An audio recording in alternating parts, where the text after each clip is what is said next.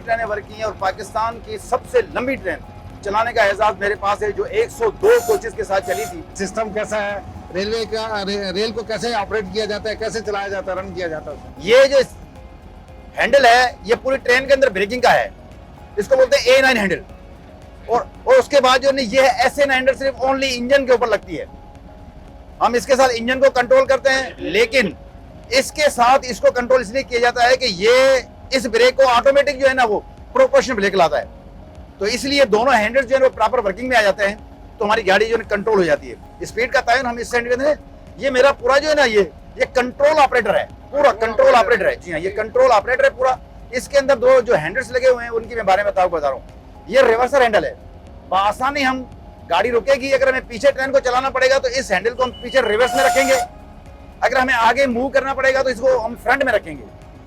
अगर हमने इस गाड़ी को स्टेबल करना है, इस गाड़ी को खड़ी करना है, तो फिर उसके बाद हम इसको जो है ना मिड पोजीशन में रखेंगे, ताकि ये गाड़ी सेफ एंड साउंड हो जाएगी इस ब्रेक को लगाने के बाद। ये मास्टर कंप्यूटर हमारे पास लगा हुआ है, इसके अंदर फॉल्ट जो है ना वो खुद ब खुद फीड हो जाता है, सेव हो जाता है, फिर इस कंप्यूटर के थ्रू हम इसके फॉल्ट को जो है ना क्लियर करते हैं।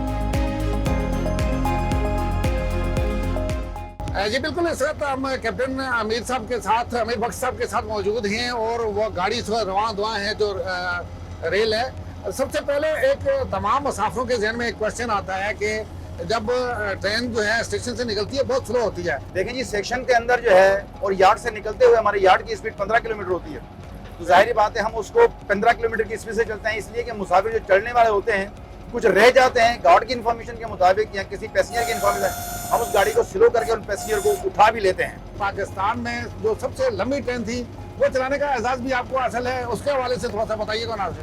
अल्हम्दुलिल्लाह जनाब, ये मेरे लिए मेरे अल्लाह पाक की तरफ से बहुत बड़ा एहसान है कि इस पाकिस्तान की रेल की खिदमत करते हुए तकरीबन मुझे 34 साल हो गए हैं एज ए ड्राइवर, और उसके अलावा मैंने बहुत सी ट्रेनें वर्क की हैं, और पाकिस्तान की सबसे लंबी ट्रेन चलाने का एजाज मेरे पास है, जो 102 कोचेस के साथ चली थी और जिसका ट्रायल हुआ, तो कामयाबी से हम लोगों ने अल्हम्दुलिल्लाह कोटरी तक उसका ट्रायल किया, और हम इंशाल्लाह दुआ को रहेंगे, आप भी दुआ करें कि हमारी रेल इसी तरह तरक्की करती रहे। तो आपको कैसे इंडिकेट हो जाता है कि सामने से कोई ट्रेन आ रही है, या इस हवाले से क्या सिस्टम ऐसे हैं जिसकी वजह से आपको पता चलता है, वो उसके हवाले से थोड़ा बताइएगा। कि फॉर इमरजेंसी किसी किस्म की उस डाउन लाइन के ऊपर किसी किस्म की कोई इंटरप्शन हो गई है, कोई ब्लॉकिंग हो गई है ना, तो फिर उस स्टेशन से चलाने वाला जो स्टेशन मास्टर बाबू होगा, जहाँ केसी स्टेशन या कराची स्टेशन वाली ट्रेन को बोलेगा कि इसको रोक दे, ताकि वो ट्रेन का अराइवल होगा, तो फिर उसके बाद हम इस ट्रेन पे चलेंगे।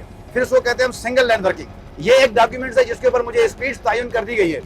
अब मैं इससे ज्यादा स्पीड चल नहीं सकता हूँ, क्योंकि मेरा कानून कहता है, मेरा रूल कहता है, अगर मैं इससे ज्यादा चला तो मैंने कानून की वैल्यूशन करूंगा और बहुत से लोगों की जो है जान के साथ खेलूंगा। अपनी जान तो जाएगी जाएगी, लेकिन बहुत से पैसेंजर्स की भी जान जाने का खतरा होता है। इसे काशन ऑर्डर कहा जाता है जी, 354 काशन ऑर्डर। इसको किस हद तक आप महफूज सफर कहेंगे? दुनिया भर की तरह ये भी यहाँ पाकिस्तान में भी महफूज सफर है?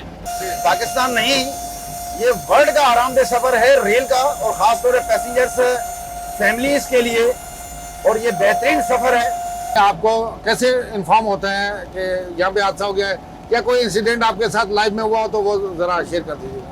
पब्लिक्स को पता नहीं होता।